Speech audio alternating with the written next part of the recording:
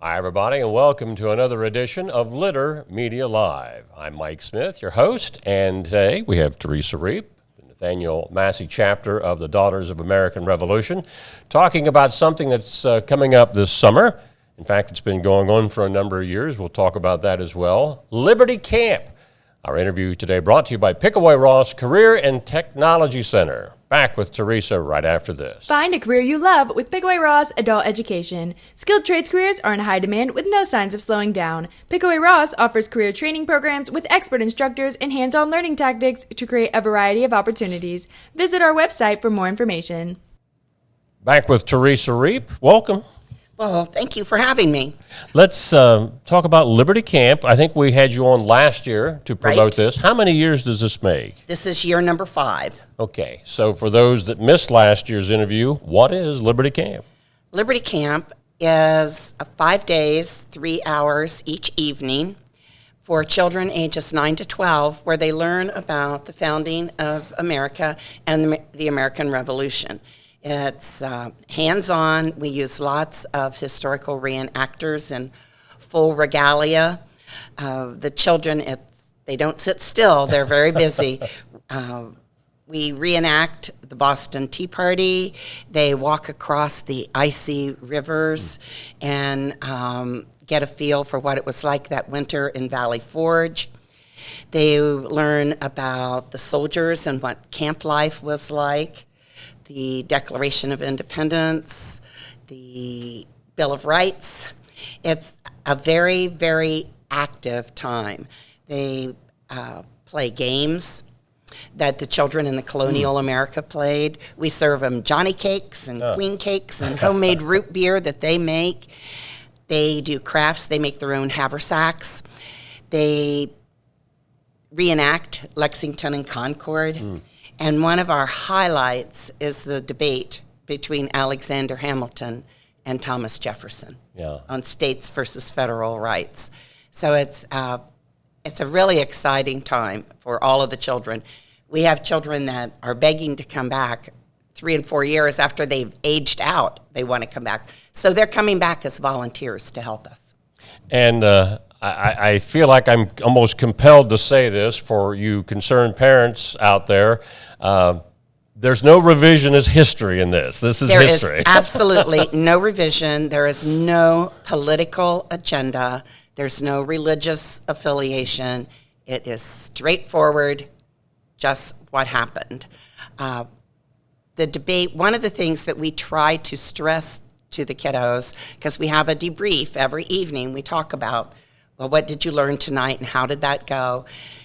And it's especially rewarding when we talk after the debate between Hamilton and Jefferson, where we're able to say, you see, since the beginning, there have been different sides and different beliefs about everything. And it was through discussion and compromise that we finally come to something that has lasted for almost 250 years. Yeah. So it's absolutely unbiased in every way. Now, we mentioned this is July 31st through August 4th. It's at First Presbyterian? First Presbyterian Church. There are several reasons that we chose that place. First of all, if you look carefully at the tower, at the bell tower there, it looks almost exactly like the Old North Church. Yeah. So that's a good point. And there's a federally era decorated parlor that we can have discussions in. Plus, there's lots and lots of green space, so we can be outside. And maybe we should give the audience a quiz. North Church. What's the aspect of that that's historical? Some guy named Paul Revere had to look at lights there. Yes. Yeah. One if by land and two if by sea. Yeah. And so we talk about that, and we do a session on the Founding Fathers. We have big portraits of them, and we talk about how they were old and they were young, and some of them were tall, and some of them were short, and some of them were very, very wealthy, and some of them were poverty-stricken. And we talk about how it takes all kinds of people to come together to decide what's best in our government. And even though the decisions that they made, some of them made other people angry. But we don't get into, we don't ever say, like in today's politics or anything like that. We just want them to know that it's always been, that's the way it's always been. Yeah. And some of them that were wealthy later knew poverty because they gave everything they had for the cause. Absolutely.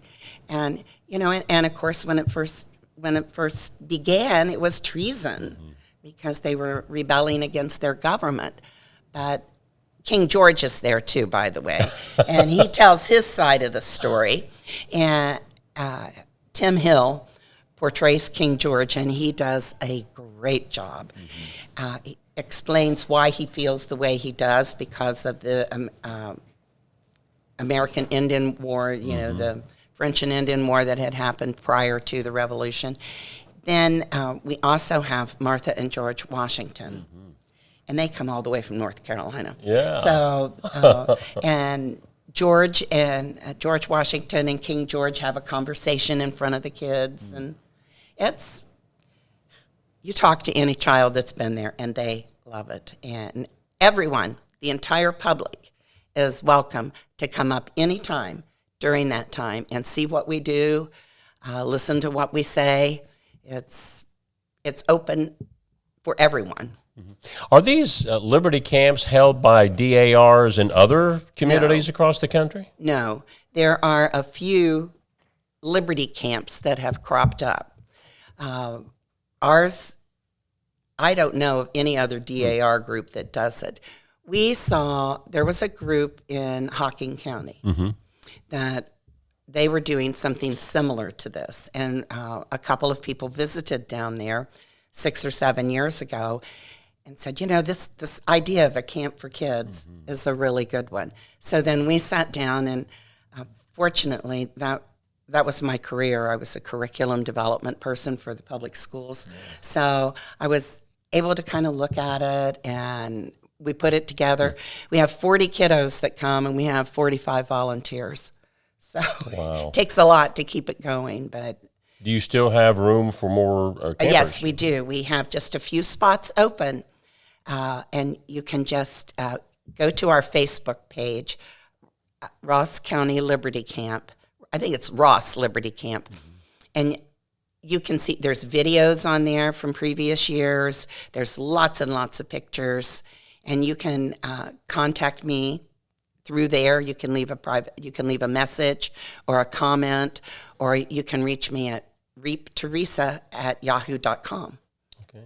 Is there a fee for the camp fee? It's nominal, $25. Oh, wow. It takes care of the whole week. And the kids get felt tricorn hats, haversacks. They make a craft every night that they bring home. There are other little things with different presentations, artifacts that they pick up. They also get a hot dog and chips and a drink every evening, because we started out the first year just giving them Johnny cakes, and we found out they needed a little something else. So they have a colonial snack, and then they get the hot dogs. Yeah. So, and they get a T-shirt like mine. So really, it's a pretty good bargain for $25. Yeah. That's a large pizza today. Yeah. Yes, right. How many hours is each night? 6 to 9 p.m. Oh, okay. Which at that time of the year, it's still daylight. It's still daylight. A typical evening, we come together on the steps of the church, and I start the evening out with the kiddos, and we do the pledge and the Star Spangled Banner, some of those kinds of things. We always have a color presentation. We have the prison guards from CCI. We have our reenactors. We have the ROTC kids come in. So we start that way, and then the children are put into groups of 10 with 2 adults with each group, and they move through 6 stations throughout the evening. They go to their crafts, games, and snack. Those are 3, and then they have 3 that are learning stations that they go to, and each station lasts 20 minutes. We have bottled water, and we have a full-time nurse on hand the whole time. And I'm assuming as big as First Presbyterian Church is, it's a rain or shine, you can move indoors. Yes, we can move indoors. In fact, last year on the very first night of camp, 2 years ago, on the very first night of camp, we had a tornado. And we took fortunately, the Presbyterian Church is a shelter, and we gathered all the children into the small hallway in the basement of the church until the sirens stopped. So, that's good. Well, it's good to know you had some place to go to. It's very safe. Like I said, we have 45 adults to 40 kids and a full-time nurse. So this is year 5, is that correct? Year 5, yeah. Okay. And once again, how can people get signed up? I think you said you have just a few more openings. Yes, we have just a few. So if you're interested, go to our Facebook page and leave us a message there, or you can contact me at reepterressa@yahoo.com. And it's REEPTERRESSA @yahoo.com.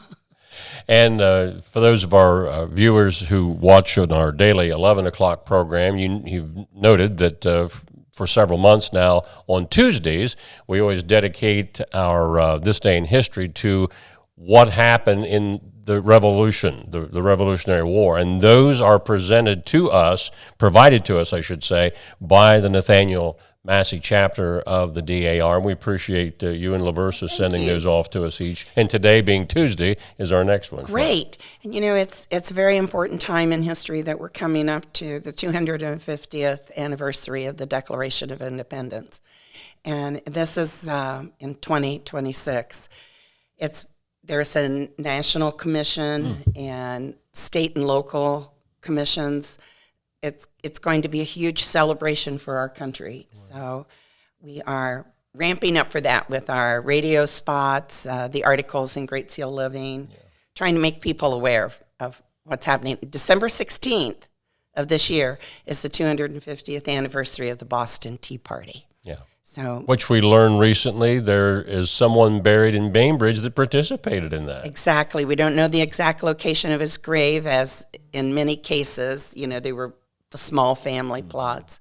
But his tombstone is in the Bainbridge Cemetery. We had the honor of the